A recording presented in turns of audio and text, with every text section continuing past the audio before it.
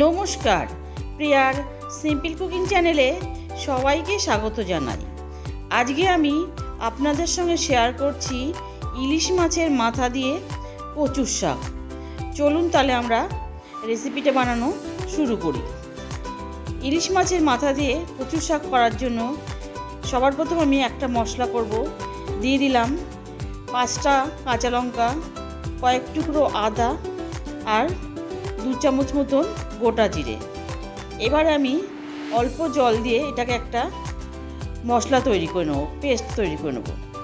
এদিকে দেখুন কচুর শাকগুলোকে এখানে আমি ভালো করে ধুয়ে নিয়েছি। এবার কচুর শাকটাকে একটা কড়াইয়ের মধ্যে দিয়ে দিলাম, দিয়ে গ্যাসটাকে এবার আমি জ্বালিয়ে দেবো। জ্বালিয়ে দিয়ে এবার এর মধ্যে দিয়ে দেবো সামান্য একটু জল, যাতে তলায় না ধরে যায়। জল দিয়ে এবার ঢাকা দিয়ে আমি শাকটাকে সেদ্ধ হতে দেবো।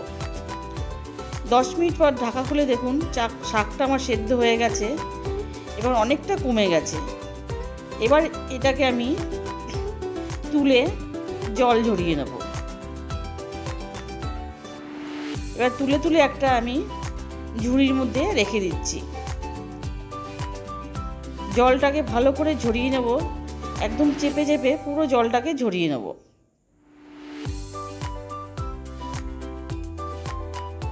এবার আবারও আমি কড়াই বসিয়েছি, কড়াইতে দিয়ে দিলাম সর্ষের তেল। এখানে আমি 2 পলা সর্ষের তেল দিলাম। এবার তেলটাকে ভালো করে গরম হতে দেবো। এবার মাথাটাকে আমি নুন হলুদ দিয়ে মাখিয়ে নিয়েছি।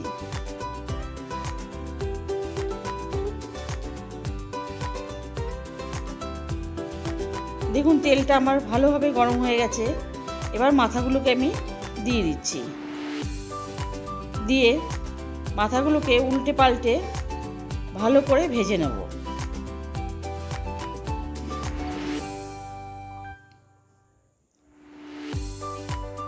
দেখুন মাথাটা ভাজা হয়ে গেছে, এবার আমি তুলে নিচ্ছি। তুলে নিয়ে এবার ওই তেলের মধ্যেই আরও তেল দিয়ে দেবো আমি 1/2 পলা মতন। দিয়ে দিলাম 5 ফোড়ন, একটা তেজপাতা আর 2টো শুকনো লঙ্কা দিয়ে ফোড়নটাকে ভালো করে ভেজে নেব। ফোড়নটা থেকে যখন সুন্দর গন্ধ বেরিয়ে আসবে তখন এর মধ্যে আমি দিয়ে দিচ্ছি যে মশলাটা আমি করেছিলাম, সেই মশলা থেকে 2 চামচ ভরে ভরে আমি দিয়ে দিলাম। পুরো মশলাটা কিন্তু এখানে আমি ইউজ করিনি। আর দিয়ে দিলাম কিছুটা লবণ, আর দিচ্ছি হলুদ গুঁড়ো, আর দিচ্ছি কাশ্মীরি লঙ্কার গুঁড়ো। দিয়ে মশলাটাকে একটু কষিয়ে নেব।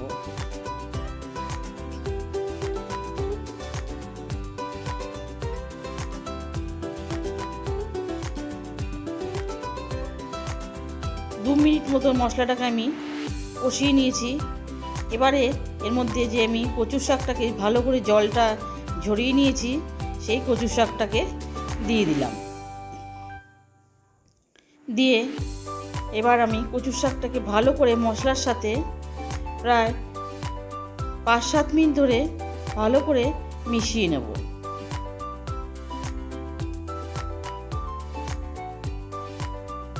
পাঁচ 7 মিনিট পর দেখুন কচুর শাকটা আরও কিছুটা কমে এসছে। এবার এর মধ্যে দিয়ে দিচ্ছি একটা লঙ্কা,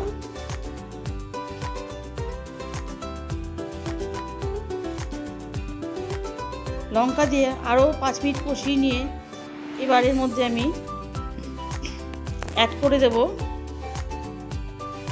মাছের মাথাটা। এবার মাছের মাথাটা দিয়ে এবার এর মধ্যে দিয়ে দিচ্ছি আরও কিছুটা লবণ। লবণটা দিয়ে মাথাটাকে ভালোভাবে কচুর শাকের সাথে মিশিয়ে নেব। আর আমি মাথাটাকে একটু ভেঙে দেব, বেশি আমি গুঁড়ো গুঁড়ো করব না। ভেঙে দিয়ে আরও আমি মাথাটাকে দিয়ে 5 মিনিট মতন ভালো করে কষিয়ে নেব।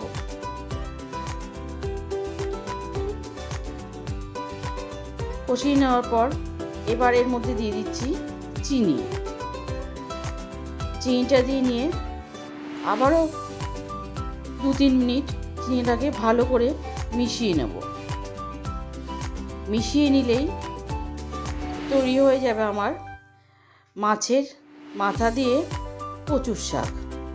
কেমন লাগলো আমার আজকে ইলিশ মাছের মাথা দিয়ে কচুর শাক অবশ্যই জানাবেন। ভালো লাগলে লাইক করবেন আর আমার চ্যানেলটিকে সাবস্ক্রাইব করে আমার পাশে থাকবেন। সুস্থ থাকবেন, ভালো থাকবেন। ধন্যবাদ।